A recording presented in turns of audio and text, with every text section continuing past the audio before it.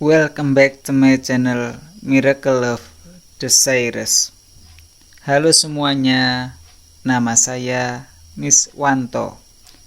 Kali ini kita akan membahas inti pesan dari buku The Subtle Art of Not Giving a Fuck karya Mark Manson.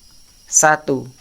Apakah kamu benar-benar hidup atau hanya sibuk memenuhi standar orang lain? Mengapa kamu ingin sukses? Karena itu benar-benar keinginanmu? Atau karena kamu takut dianggap gagal? Mengapa kamu ingin menikah cepat? Punya mobil mewah? Jabatan tinggi? Rumah besar? Apakah itu kebutuhanmu? Atau hanya daftar harapan yang diwariskan masyarakat kepadamu?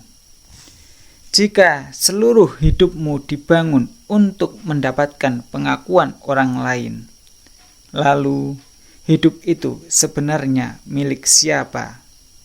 Bukankah sangat melelahkan menjalani hidup sebagai aktor dalam panggung yang bahkan tidak kamu pilih? Jadi, pertanyaannya, apakah kamu sedang membangun hidupmu atau hanya memenuhi ekspektasi orang lain? 2.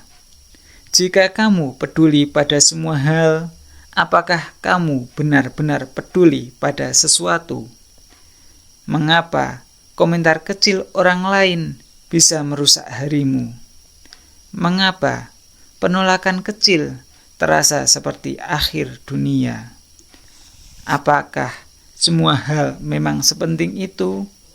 Atau kamu hanya belum menentukan apa yang benar-benar penting? Jika kamu mencoba menyenangkan semua orang, siapa yang akhirnya tersisa untuk menyenangkan dirimu sendiri? Bukankah hidup adalah soal memilih? Karena jika semua hal kamu anggap penting, maka sebenarnya tidak ada yang benar-benar penting. Jadi pertanyaannya, apa yang layak kamu perjuangkan dan apa yang seharusnya kamu lepaskan? 3. Ketika hidup sulit, apakah kamu memilih bertanggung jawab atau memilih menjadi korban? Saat hujan turun, apakah kamu marah pada langit atau kamu mencari payung? Banyak hal dalam hidup memang tidak bisa kita kontrol. Masa lalu, perlakuan orang lain, keadaan lahir, tetapi responmu, bukankah itu milikmu? Mengapa kita sering berkata, "Aku begini karena mereka"? Padahal mungkin yang lebih jujur adalah, "Aku belum berani berubah."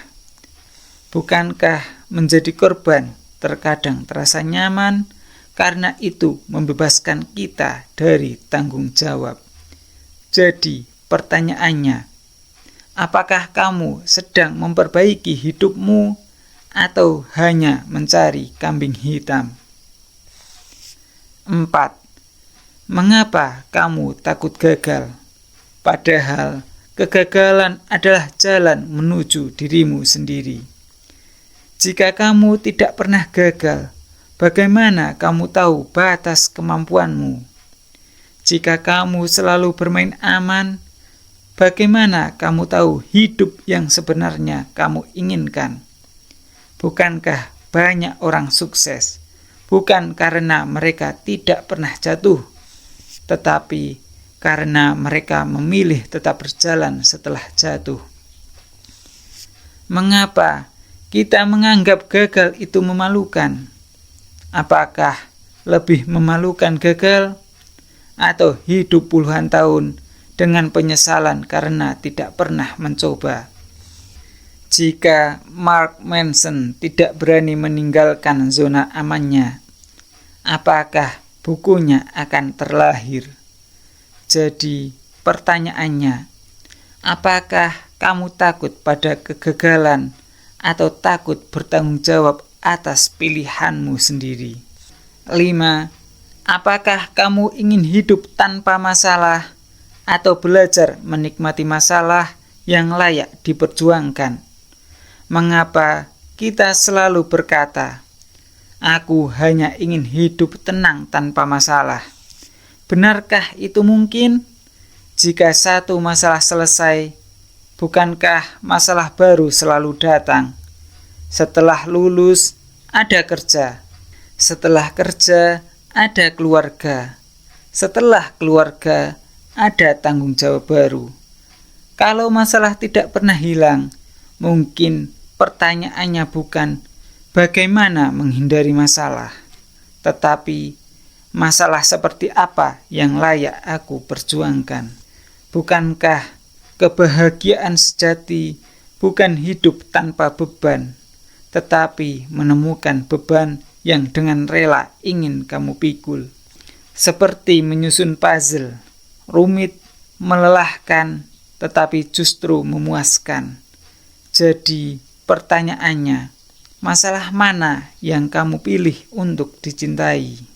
Hidup bukan tentang menjadi luar biasa. Hidup hanya tentang belajar menerima bahwa menjadi biasa bukanlah kegagalan. Kita terlalu sibuk mengejar status sampai lupa menikmati hari. Kita terlalu sibuk mencari makna hidup sampai lupa benar-benar hidup.